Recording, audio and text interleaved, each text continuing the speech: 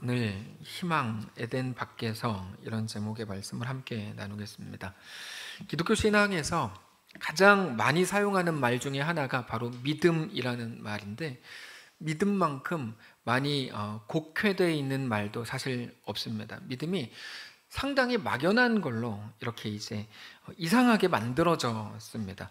믿음이라는 거에 대해서 내가 간절히 원하면 반드시 이루어진다라고 하는 그 막연한 어떤 기대를 믿음인 것처럼 말하는 사람들이 아주 많은데, 그건 믿음이라고 부르지 않습니다. 성경은 그런 거를 믿음이라고 말하지 않고, 정확히 말씀을 드리면 기독교 신앙에서의 믿음은 분명한 대상과 그 내용을 가집니다. 믿음에는 대상과 내용이 있는데, 믿음의 대상은 오직 하나님이십니다. 다른 거 아무것도 없습니다. 믿음의 대상은 오직 하나님이세요. 내가 원하는 거 간절히 기도하면 얻는다, 그건 믿음이라고 안 부르는 거예요. 성경에서는 그걸 믿음이라고 부르지 않고 그걸 기대라고 부르는데요, 성경에서 우리에게 가지라고 하는 믿음은 그냥 하나님 한 분이세요. 내가 아무리 간절히 원했고 정말 확신했는데 못 얻는 거 투성이거든요. 그럴 때에도 하나님은 완전하신 거예요. 왜냐하면 우리는 하나님을 믿거든요. 우리 믿음의 유일한 대상은 오직 하나님입니다. 다른 거 없습니다. 오직 하나님. 하나님이 우리의 주인이신 것을 믿어요. 그리고 하나님이 주인이시기 때문에, 그러므로 주인이신 하나님께 이끌리기로 하는 거죠. 주인이신 하나님을 따르는 것, 그게 믿음의 내용입니다. 믿음에는 대상이 있고 내용이 있는데, 믿음의 유일한 대상은 오직 하나님이고, 믿음의 내용은 내가 하나님을 주인으로 믿기 때문에 하나님을 따르는 것, 오늘 따르는 것, 그걸 믿음의 실제성이라고 불렀는데, 그 믿음을, 하나님을 따르는 것이 믿음의 내용입니다. 그래서 믿음의 또 다른 이름은 따름이라고 하는 거죠. 그래서 믿음은 언제나 우리의 오늘의 선택을 결정합니다. 하나님이 이끄시는 대로 우리가 오늘 선택하거든요. 근데 믿음의 행위, 신자의 믿음의 행위는 세상에 누군가가 볼 때 매우 불완전해 보이고 바보같이 보이고 호구처럼 보이게 됩니다. 여러분, 이거는 언제나 반복되는 일이고 늘 우리에게 생겨나는 일들이에요. 왜냐하면 우리는 믿음이라고 할 때 하나님, 눈에 보이지 않는 하나님을 믿는데, 그래서 오늘을 결정해 가는데, 그들의 눈에는 하나님이 보이지 않거든요. 그러니까 우리의 결정을 보면서 야, 저 바보 같은 놈들이 있나? 라고 말하는 거죠. 여기까지 이해가 되시죠? 어려운 말 아니니까 이해되실 거예요. 근데 이 시대가 요구하는 어떤 기준이 아니라, 하나님이 주인이시기 때문에 하는 우리의 결정들이 우리 속에 많아져야 돼요. 그게 이제 신자의 삶이라는 겁니다. 야고보 사도가 야고보서에서 같은 말을 해요. 이렇게 말해요. 하나님을 안다, 하나님이 살아계신 것을 믿는다, 나는 믿음이 있다. 여러분, 그 말은 출애굽기에 바로 왕도 했던 말이라고 지난번에 말씀을 드렸죠. 바로도 메뚜기 재앙인가 그때쯤에 뭐라고 고백하냐면, 하나님 살아계신 것도 믿고, 하나님도 믿고, 하나님 말씀대로 이루어질 것도 믿어요. 심지어 하나님께 죄고백도 하고 용서해달라고까지 말해요. 근데 그거는 믿음이 아니에요. 그 믿음은 바로를 살릴 수 없는 믿음이었다고 지난주에 충분히 설명을 드렸어요. 야고보 사도도 그래요. 나는 믿음이 있고 하나님 살아계신 거 믿고 다 그렇게 말하고, 심지어 내 생명까지 하나님께 드릴 작정이라고 말해도, 그게 다 진심이어도, 거짓말이 아니고 진심이어도 그거는 아무것도 할 수 없는 무능한 믿음, 가짜 믿음, 죽은 믿음이라고 야고보가 말해요. 야고보는 심지어 귀신도 믿는다 이렇게 얘기해요. 귀신도 그렇게 믿는다. 이게 야고보서 2장 17절입니다. 이와 같이 행함이 없는 믿음은 그 자체가 죽은 것이라. 어떤 사람은 말하기를 너는 믿음이 있고 나는 행함이 있으니 행함이 없는 너의 믿음을 내게 보이라. 나는 행함으로 내 믿음을 너에게 보이라. 그리고 19절, 너가 하나님은 한 분이신 줄 믿느냐? 잘하는도다. 귀신들도 믿고 떠느니라. 귀신도 하나님이 한 분이신 거, 살아계신 거 믿는다는 얘기예요. 근데 그거는 어떤 것도 영향을 주지 못해요. 아무것도 아니거든요. 그거를 살아있는 믿음이라고 부르지 않거든요. 귀신도 가진 그 믿음을 보고. 그래서 20절에 이렇게 말하죠. 허탄한 사람아, 행함이 없는 믿음이 헛것인 줄을 네가 알고자 하느냐? 여기서의 행함이라는 거는 착하게 살아라, 선하게 살아라, 이런 도덕적이고 윤리적인 행함을 말하는 게 아니고, 하나님이 주인이신 것을 알아서 하나님의 말씀과 하나님의 이끄심대로 걸어가는 신자의 걸음과 그 믿음으로의 따름을 행함이라고 말하는 겁니다. 그게 없으면 아무리 믿는다고 말하고 그게 진심이라고 해도 그건 죽은 믿음이라고 야고보가 말한 거죠. 자, 이해가 되시죠? 믿음이 오늘 우리의 삶을 결정하지 못한다면 그거 완전히 무능한 겁니다. 그게 출애굽기에 나오는 바로의 모습이었어요. 바로는 어떻죠? 하나님의 말씀에 대해 알았고, 하나님 말씀이 이루어질 것도 믿었고, 하나님 살아계신 것도 믿었고, 자기 죄 고백도 하고, 진짜 뭐 우리가 하는 별의별 걸 다 하거든요. 근데 그는 하나님의 말씀이 그저 참고사항일 뿐, 하나님의 말씀에 의해 움직이는 거는 거부해요. 그래서 금방금방 완고해지죠.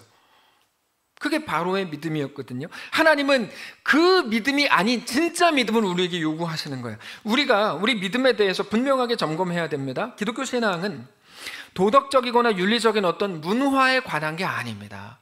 오직 하나님이 우리 주인이신 것을 알고, 아주 분명한 거예요. 믿음이라는 게 하나님이 나를 이끄시는 분인 것을 믿고 알고, 그 걸음, 그 결정과 선택을 하고 확인하고 점검해야 됩니다. 우리는 결국 하나님의 주인 되심에 대한 인정과 고백, 그게 삶으로 나오는 이끌림과 따름을 보고 믿음이라고 부르는 겁니다. 근데 창세기에서 뱀이 그거를 깬 겁니다.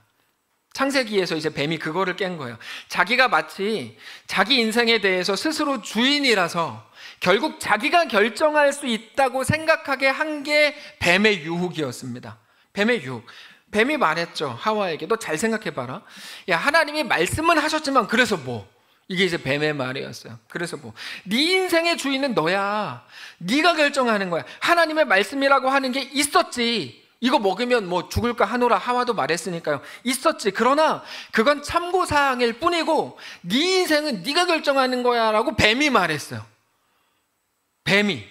그렇게 눈에 보이는 거를 더 커 보이게 해서 그저 말이 전부인 것처럼 보이는 하나님의 말씀이 아무것도 아닌 것으로, 그저 수많은 참고사항 중에 하나에 불과한 것으로 여기게 만든 게 뱀의 유혹입니다.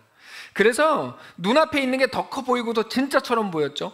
그리고 나서 선악과를 하와가 그 얘기를 듣고 다시 보니까 진짜 먹음직해 보이고 보암직해 보이고 이것만 가지면 다 될 것처럼 정말 지혜롭게 할 만큼 탐스럽기까지 한 열매로 보였습니다. 이게 이제 창세기 앞장에 나오는 내용이에요.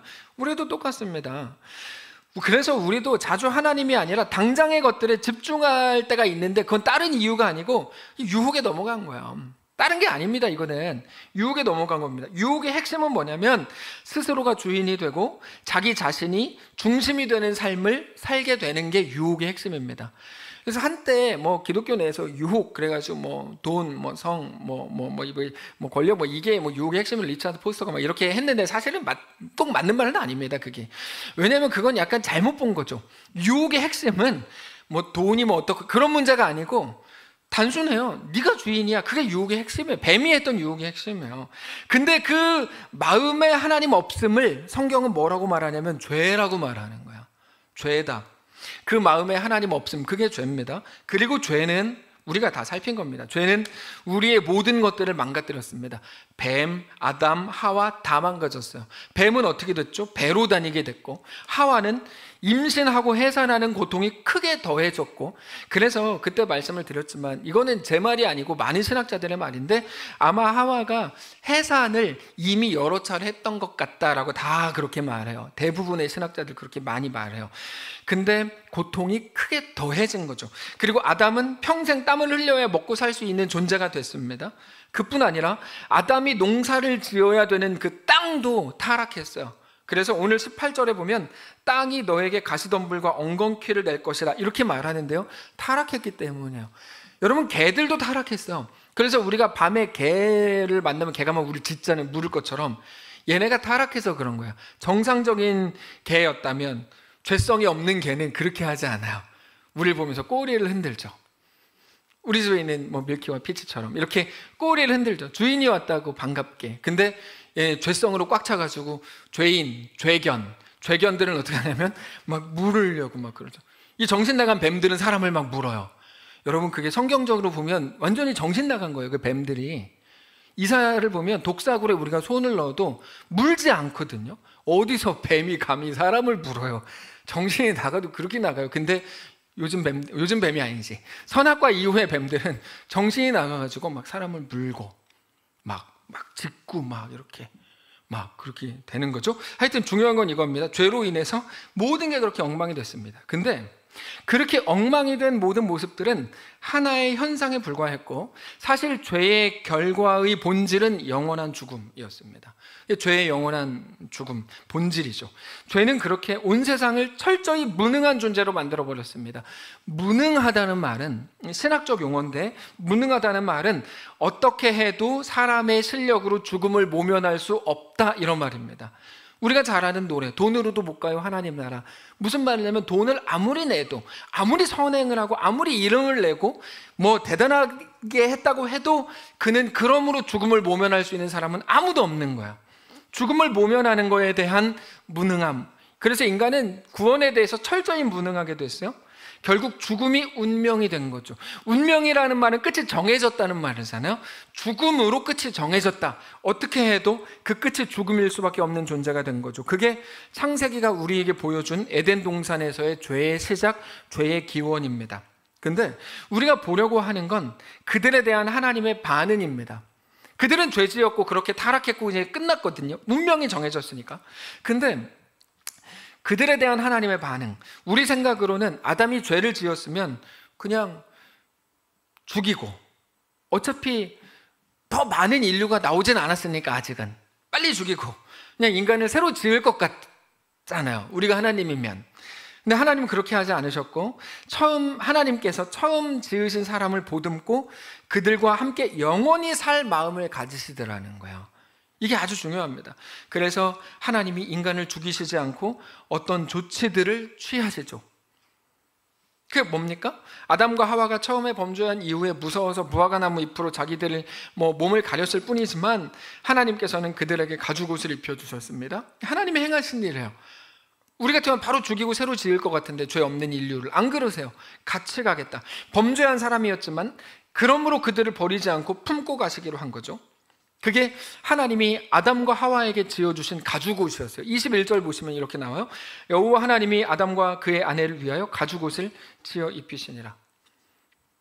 가죽옷을 지어 입히셨다면 어떤 짐승의 가죽을 사용했다는 말인데, 그렇다면 그 짐승은 아담과 하와의 옷이 되기 위해서 죽었을 겁니다. 죽임을 당했겠죠, 당연히. 누군가를 살리기 위해서는 누군가가 죽어야 됩니다. 생명을 살리려면 또 다른 생명이 필요할 뿐입니다. 그리고 그들을 하나님께서는 급하게 에덴 동산에서 내보내셨어요. 이것도 오늘 본문에 다 나옵니다. 에덴 동산에는 선악과 외에 생명나무도 있는데 그들이 생명나무의 열매를 먹으면 영원히 살게 될 것이기 때문이랍니다. 그런데 하나님이 주인이 아닌 상태로, 하나님을 배신한 상태로 스스로 주인이 돼서 영원히 사는 것은 가장 큰 재앙이고 가장 큰 저주죠. 그래서 생명나무가 있는 에덴에서 사람을 빨리 내보내십니다. 그게 하나님의 용서입니다. 자, 우리가 용서라고 할 때 내가 용서할게 이렇게 말하고 끝나는 것도 사실 쉬운 일은 아닙니다. 쉬운 일은 아니에요. 그러나 하나님이 보여주시는 이 용서는 훨씬 깊고 진지합니다. 하나님의 용서는 사람이 저지른 일에 대해 다 받아야 되는 그 일을 대신 담당하고 책임져 주시는 거였죠. 어린아이에 대한 부모의 모습과 너무 똑같죠. 어린아이가 잘못을 저지르면 부모가 가서 대신 변상을 해주잖아요. 그런 거랑 같아요. 근데 정말 용서라는 말은 쉬울지 몰라도 대신 담당해주고 책임져주는 용서는 결코 만만치 않은 일이었습니다. 그 모든 것들, 예수님의 생명으로 우리 죽음을 대신하기로 한 거, 가죽옷을 입혀준 거, 에덴에서 사람을 내보내신 것 등의 이 모든 일들은 하나님께서 범죄한 사람을 품고 가려고 작정하셨기 때문에 시작된 일입니다. 그게 하나님의 사랑입니다. 그래서 하나님의 사랑에 대해서 우린 잘 알죠. 오래 참음이고 오랜 견딤이다. 사랑이라는 건 내가 하늘의 별도 따다 줄 수 있어라고 하는 사기가 아니다. 그건 사기죠. 하늘의 별을 치고 자기가 어떻게 따다 줘요? 근데 하나님의 사랑은 오래 참음이고 오랜 견딤이죠. 한 번 화내고 소리 지르고 끝내면 될 일일지도 몰라요. 근데 그렇게 하지 않으셨죠. 다 죽이고 처음부터 다시 시작하면 될지도 몰라요. 근데 같이 간다고 하는 건 정말 어려운 일입니다. 함께 견뎌야 되고 같이 울어야 되고 같이 동참해야죠. 하나님은 정말 범죄한 인간들과 함께 가기로 그렇게 하셨습니다. 그렇게 우리를 살리고 그렇게 우리와 함께 영원히 살기로 하신 거죠. 사회에서는 마음에 안 들면 그냥 욕하고 떠나면 됩니다. 욕하고 떠나면 돼요. 교회에서도 좀 마음에 안 들면 욕하고 뒷담화하고 떠나면 돼요. 떠나면 되는 건 아닌데 그렇게 하잖아요. 그러면 돼요. 근데 그러면 되는 건 아니에요. 근데 가정은 다르죠. 가정은 같이 가야 되잖아요. 뭐 진짜 끊기 전까지 같이 가야 되잖아요. 같이 간다는 건 만만치 않은 일이죠. 많은 분들이 결혼 이후에 그렇게 폭삭 늙으신 이유가 어디에 있을까요? 거기 있는 거죠. 뭐 이유가 어디 있기는 어디 있겠어요. 거기 있죠. 품어주어야 되고 이해해야 되고, 이번 주부터 폭삭 늙겠네. 자, 품어줘야 되고 이해해야 되고 도와줘야 되고 감수해야죠. 이게 같이 가는 거 아닙니까? 그래서 우리와 같이 가기로 하신 하나님의 이 결정은 엄청난 모험이에요. 엄청난 모험. 같이 가기로 하셨기 때문에 이제 하나님이 하실 일들이 너무 많아졌어요. 너무 많아졌잖아요. 당장 우리의 부끄러움을 감추기 위해서 다른 짐승이 죽어야 됐고, 그 짐승으로 가죽 옷을 입히고, 우리 죽음을 대신해서 하나님의 아들 독생자 예수님께서 이 땅에 오셔서 죽으시죠. 그게 하나님의 마음인데, 자, 여기까지 보면 우리가 쉽게 이제 이해를 할 수 있는데, 여기에서 현실로 말씀을 가지고 오면 조금 이해가 안 되는 게 하나 생겨요. 뭐냐면 하나님이 우리와 함께 하시는 동행의 방식이 조금 이해가 안 되는데, 하나님이 우리와 함께 걷겠다고 하셨던 그 자리가 어디입니까? 1번 에덴 동산, 2번 에덴 동산 밖. 에덴 동산 밖이었다는 거예요. 이게 이제 중요한 겁니다. 아담과 하와는 평생을 에덴 동산에서 살았습니다.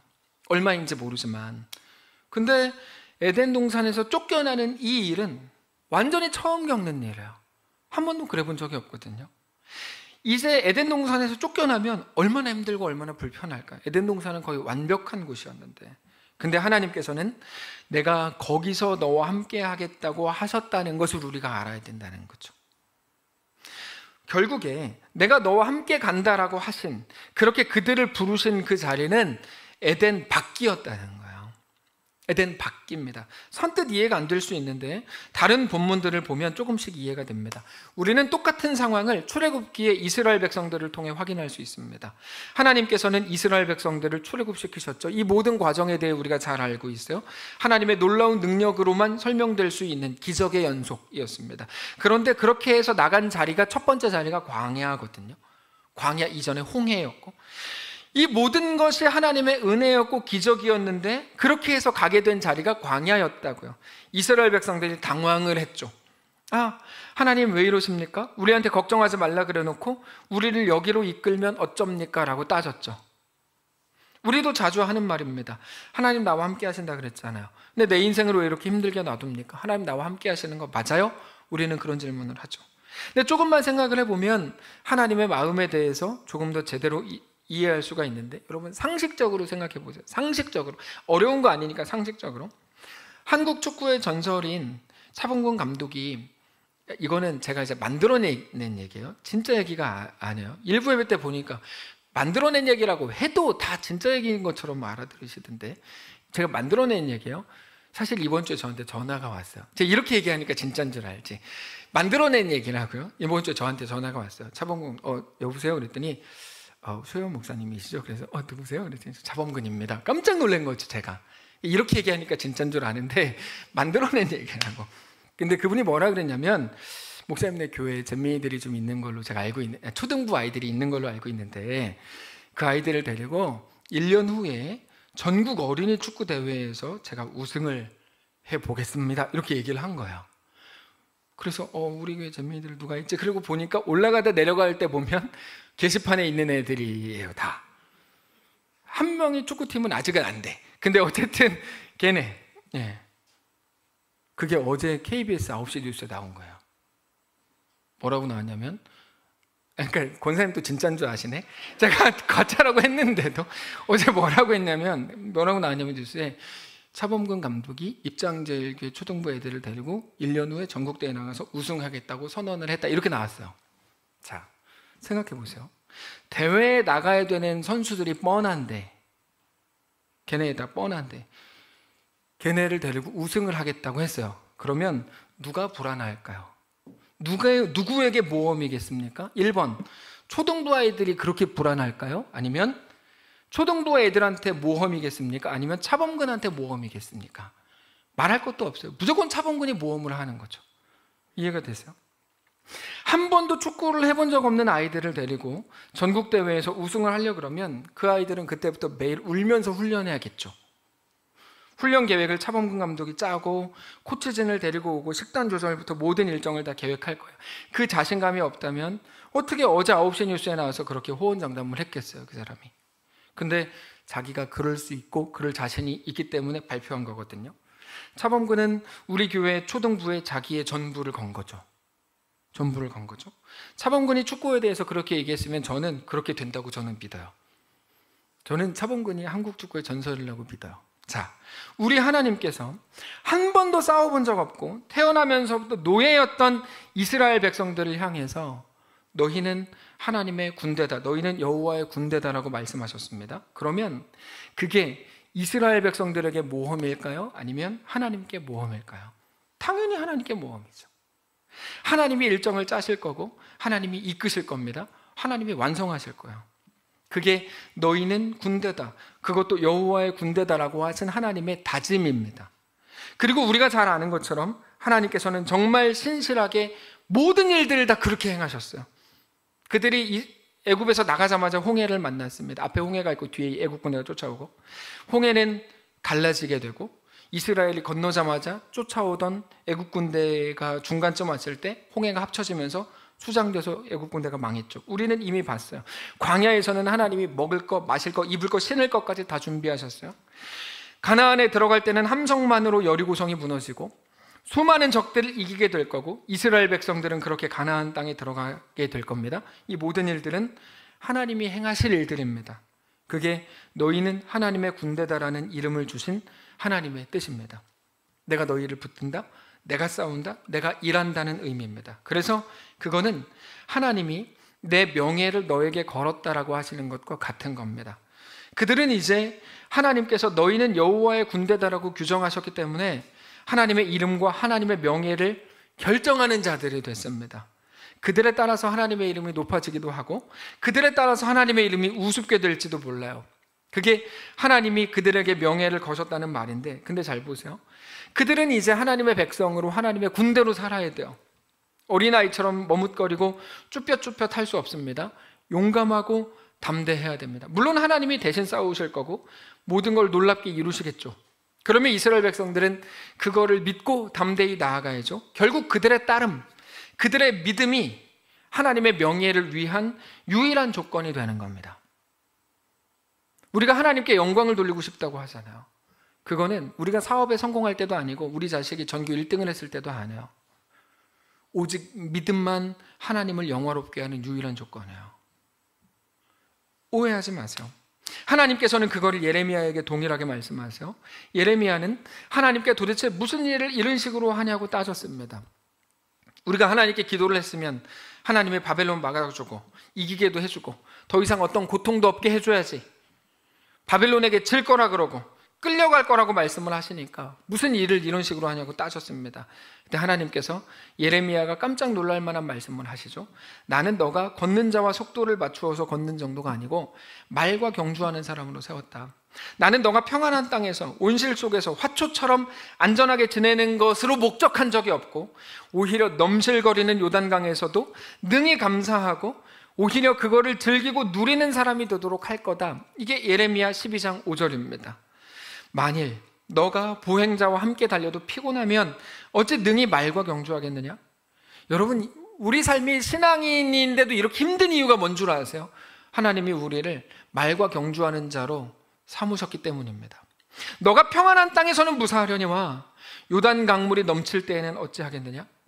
하나님이 우리에게 대한 목적을 그렇게 잡으신 거예요. 그래서 만만치 않은 거죠. 차범근이 왔는데 전국 1등으로 만들겠대요, 축구. 그러니까 걔네는 막 죽어나는 거죠. 그게 우리에게 대한 하나님의 목적이라는 거예요. 그 목적을 따라서 우리의 모든 일정이 결정되는 거죠.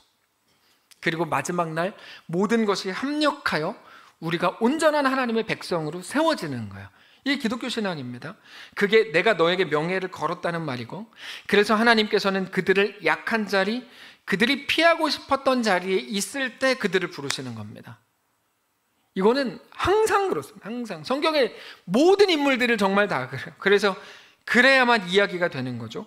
그래야 스토리가 만들어지고 그래야 감동이 있습니다. 하나님의 그래서 모든 행하심에는 언제나 감동이 있습니다. 그냥 부잣집의 아들로 태어나가지고 교육 잘 받고 부자로 살다 죽었다. 이런 얘기는 성경에 하나도 없어요. 어디 있어요 그런 얘기가? 하나도 없어요. 우리가 꿈꾸는 얘기일 뿐이에요. 우리가 돈 많이 벌어서 자식들한테 유산 많이 남겨주고 그 자식들은 우리보다 고생 덜하고 먹고 살게 해가지고 편안하게 죽게 하는 것. 이거 우리 머릿속에만 있는 거예요. 하나님 성경에는 그런 게 없어요. 아니, 그런 게 어디 있냐고 다. 성경에 그런 거 없죠. 하나님께서 그래서 범죄한 아담과 하와를 죽이지 않고 에덴 밖에 있게 될 그들과 함께 하시기로 한 거죠. 하나님의 명예를 그들에게 거르신 거야. 물론 우리는 에덴 안에 있을 때 행복하다고 생각했겠죠. 이제 에덴이라는 상황과 조건을 잃었으니 모든 것을 잃었다고 생각할지도 모릅니다. 그러나 아무 일도 일어나지 않는 게 평안이라고 하는 그 생각은 하나님 없는 사람들의 생각일 뿐입니다. 요단 강물이 넘실거릴 때조차 하나님으로 인해 나는 만족합니다의 고백이 신자의 고백이죠. 하나님의 부르심은 그래서 언제나 홍해가 앞에 있고 요단강이 넘실거릴 때였습니다. 언제나 하나님은 그때 성도를 부르시죠. 바벨론이 시퍼렇게 칼을 내밀고 있을 때였습니다. 이 일만 피하고 싶다 그랬고 이것만 아니면 좋겠다고 말했죠. 이 병만 아니면 되겠다고 했고 이 일만 아니면 되겠다고 소리를 질렀는데요. 근데 그들에게는 그런 염려하던 일이 일어났어요. 하나님은 그때 그들을 부르셨고 그들을 그때 도우셨고 그때 그들과 함께 하시기로 하셨죠. 그게 언제냐면 에덴 밖에서요. 에덴 밖에서. 복음서에 나오는 예수님께 나왔던 많은 사람들이 고침을 받고 치료받고 죽은 자가 살아났거든요. 놀라운 일이죠. 근데 언제 그런 일이 있는 줄 아세요? 병 들었을 때, 아플 때, 귀신 들렸을 때, 심지어 죽었을 때죠. 그래서 예수님께서 뭐라고 말씀하세요? 세상에서는 너희가 환난을 당하나 담대하라. 내가 세상을 이기었노라라고 말씀을 하시죠. 그들의 약함, 피하고 싶은 조건과 그런 상황, 홍해, 광야, 요단강, 바벨론, 에덴 밖에서 이 모든 것들은 이제 그들의 자랑이 될 일만 남은 거예요. 여기에서도 하나님이 함께 하셨다라고 말하면 더 나쁜 조건일수록 가장 좋은 조건이죠. 이거는 이해가 되시죠? 더 나쁜 조건일수록 가장 좋은 조건이죠. 그렇게 될 수 있는 유일한 전제는 오직 하나님. 성경은 온통 그 이야기입니다. 그게 내가 너와 함께 한다고 하시는 하나님의 음성입니다. 그러므로 오늘 우리에게 소망이 있는 거죠. 그러므로 저는 하나님 행하심에 대해 묵상할 때마다 정말 깜짝 놀랍니다. 우리 하나님은 너무 놀랍습니다. 우리가 우리의 못남 때문에 망했다고 말하는 그 순간에도 우리 하나님은 너무 창의적으로 우리에게 놀랍게 행하십니다. 그래서 스스로 완전하고 스스로 똑똑하고 스스로 지혜롭다고 생각하는 사람들은 자기 지혜로 살 뿐이지만 약함으로 꽉 차 있는 우리는 오직 하나님만 우리의 자랑이요 하나님만 우리의 전부이시라고 고백하는 거예요. 이게 고린도전서 1장이에요. 찾아봅시다. 이게 저의 부족함이죠. 요거는 못 전해줬어요. 고린도전서 1장 18절 신약성경 264페이지 고린도전서 1장 18절입니다. 신약성경 264쪽 고린도전서 1장 18절 십자가의 도가 멸망하는 자들에게는 미련한 것이요 구원을 받는 우리에게는 하나님의 능력이라. 기록된 바 내가 지혜 있는 자들의 지혜를 멸하고 총명한 자들의 총명을 폐하리라 하였으니 지혜 있는 자가 어디 있느냐 선비가 어디 있느냐 이 세대의 변론가가 어디 있느냐 하나님께서 이 세상의 지혜를 미련하게 하신 것이 아니냐 하나님의 지혜에 있어서는 이 세상이 자기 지혜로 하나님을 알지 못하므로 하나님께서 전도에 미련한 것으로 믿는 자들을 구원하시기를 기뻐하셨도다. 유대인은 표적을 구하고 헬라인은 지혜를 찾으나 우리는 십자가에 못 박힌 그리스도를 전하니 유대인에게는 거리끼는 것이요 이방인에게는 미련한 것이로되 오직 부르심을 받은 자들에게는 유대인이나 헬라인이나 그리스도는 하나님의 능력이요 하나님의 지혜니라. 하나님의 어리석음이 사람보다 지혜롭고 하나님의 약하심이 사람보다 강하니라. 형제들아 너희를 부르심을 보라.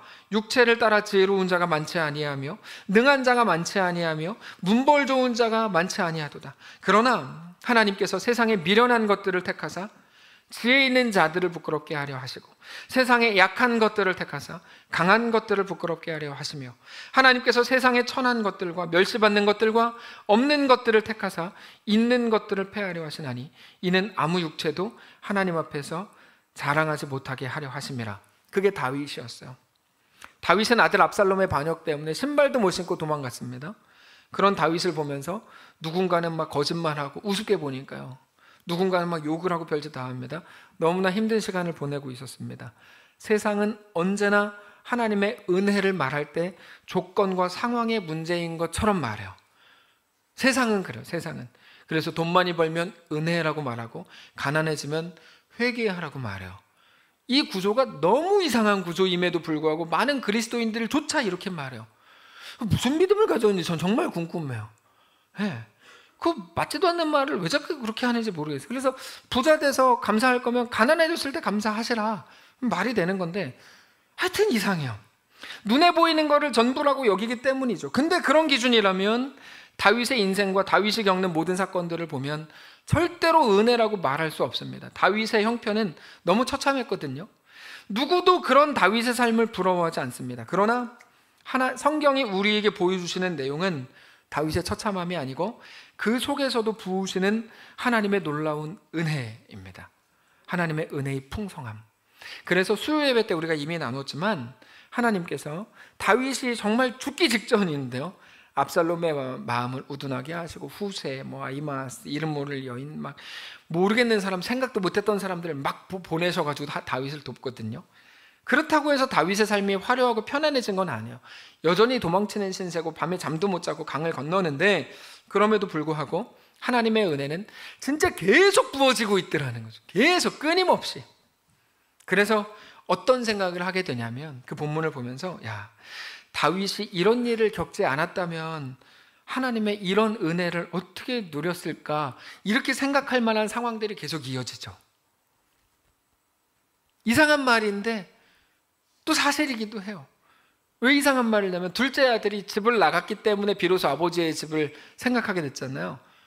둘째 아들 집을 안 나갔다면 어떻게 아버지의 집을 생각했을까? 그럼 둘째 아들은 집을 나간 게 잘한 거다, 또 이렇게 또 이상하게 가거든요. 그러니까 이게 이상한 거예요. 하나님의 은혜는 정말 이상해요.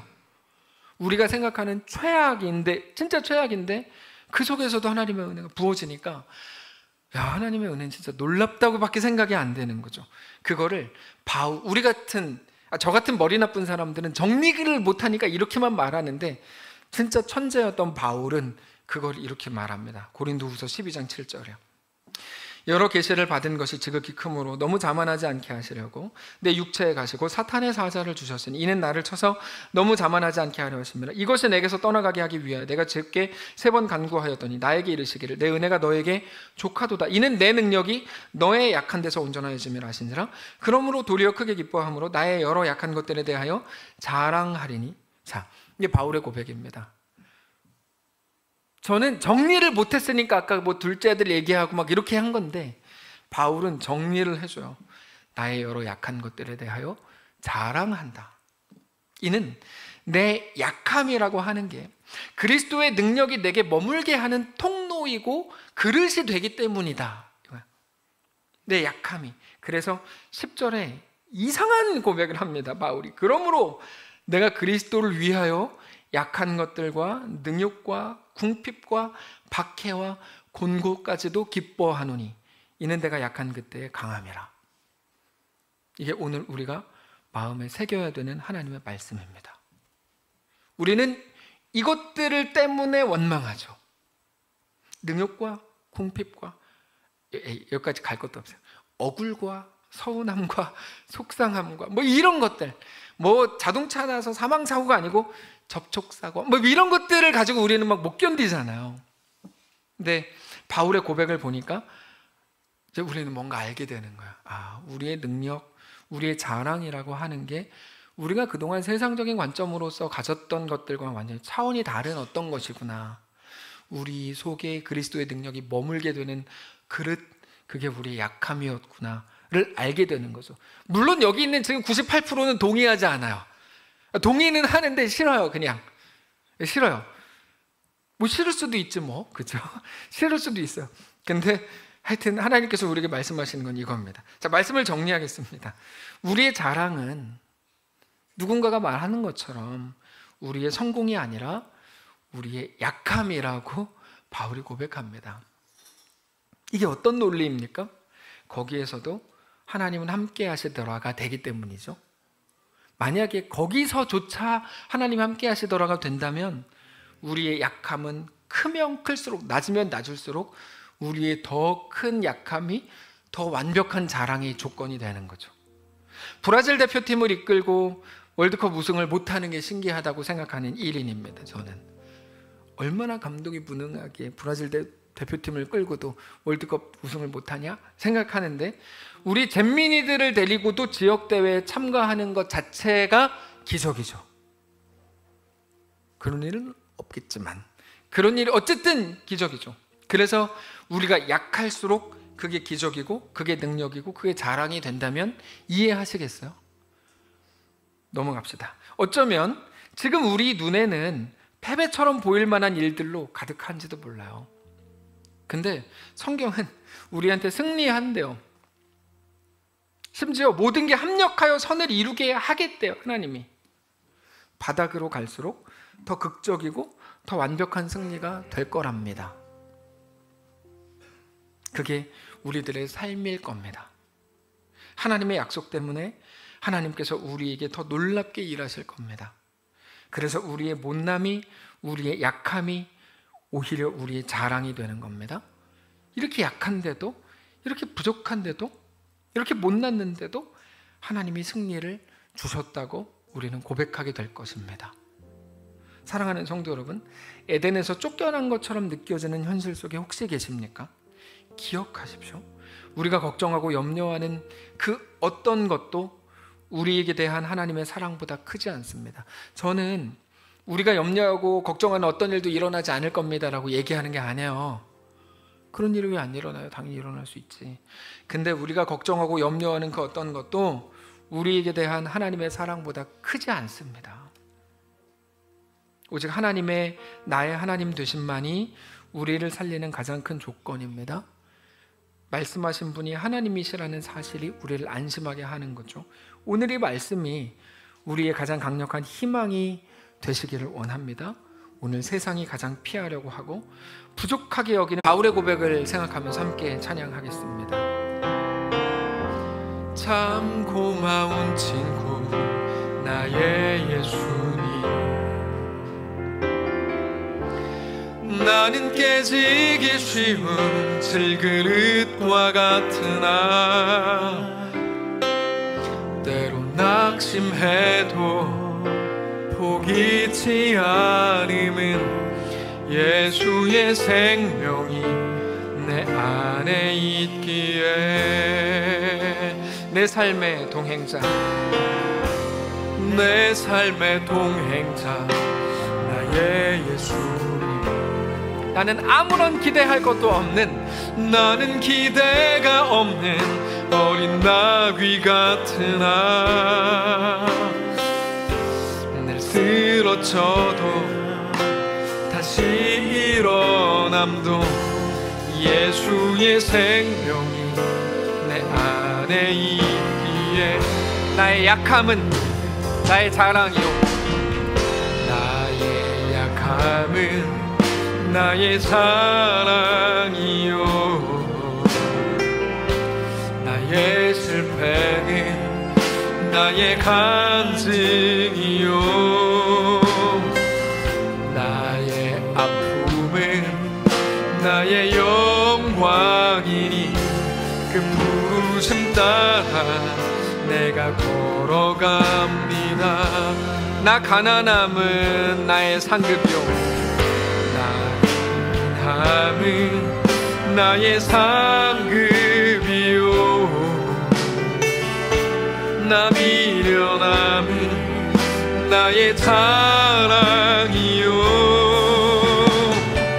나 쓰러짐이 나의 고백이니 그 부르심 따라 내가 다시 한번 합니다. 나의 약함은 나의 사랑이요, 나의 약함은 나의 자랑이요, 나의 실패는 나의 간증이요, 나의 아픔은 나의 영광이니 나의 영광. 그 부르심 따라 내가 걸어갑니다. 내가 걸어가고. 다시 한번 고백합니다. 나의 가난함은 나의 상급이요, 나 가난함은 나의 상급이요, 나 미련함은 나 미련 나의 자랑이요, 나의 자랑이요, 나 쓰러짐이 나의 고백이니, 나의 고백이니, 그 부르심 따라 내가 걸어갑니다. 걸어갑니다. 우리 조용히 고백합시다. 나의 약함은 나의 자랑이요, 나의 우리 눈 감고 할까요? 나의 자랑이요, 나의 실패는 내 간증이요,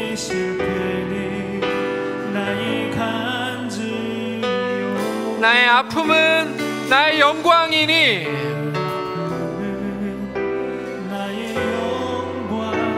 그 부르심 따라 내가 걸어갑니다. 우리 말씀을 의지하면서 다시 한번 고백합시다. 나 가난함은 나의 상급이요, 나 가난함은 나의 상급이요, 나 미련함은 나의 자랑이요, 나의 자랑이요, 나 쓰러짐이 나의 고백이니, 고백이니, 그 부르심 따라 나 걸어갑니다. 나 걸어갑니다.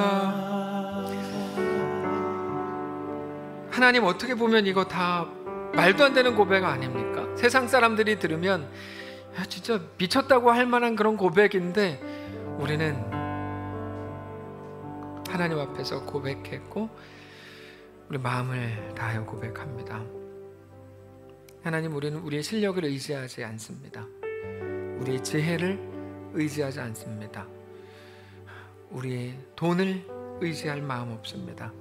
오직 하나님이 우리의 영광이요, 하나님이 우리의 자랑인 것을 고백하기를 원합니다. 하나님, 우리는 연약합니다.